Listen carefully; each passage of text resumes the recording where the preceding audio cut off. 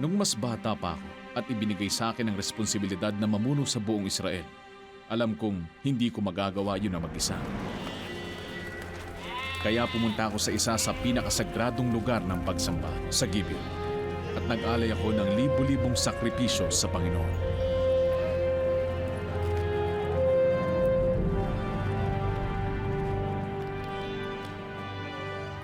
Noong gabing yun, kinausap ako ng Diyos sa aking panaginip.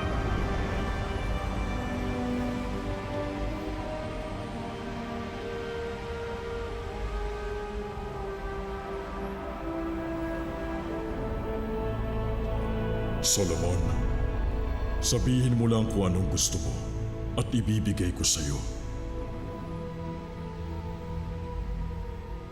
Ang ama kong si David, ang iyong lingkod, ay matapat at sinunod lahat ng utos ninyo.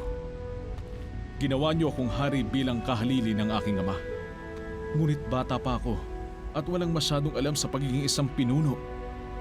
Pakiusap, bigyan niyo ako ng karunungan at ituro niyo ang pagkakaiba ng tama at mali. Kung hindi, wala akong kakayahan para maghari sa napakalaking bayang ito. Solomon, kinalulugdan kita sa kahilingan mong ito. Humiling ka ng karunungan para gawin kung ano ang tama. Kaya bibigyan kita ng karunungan na walang kapantay maging sa nauna man o susunod sa iyo. Ibibigay ko rin sa iyo ang hindi mo hiniling. Kayamanan at karangalan buong buhay mo na hindi mapapantayan ng sino mang hari. Karunungan? Pero ang Diyos ang nagtatanong. Kahit ano pwede mong hilingin sa Kanya. Mahabang-mahabang buhay, kayamanang hindi mo inakala.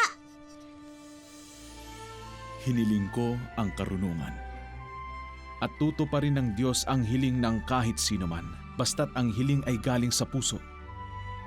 Magtiwala ka sa Diyos ng buong puso at hindi sa sariling karunungan. Alalahanin mo siya at lahat ng iyong ginagawa upang patnubayan ka niya sa daang iyong tatahakin. Nasa Diyos ba ang iyong tiwala o nasa inyong sarili?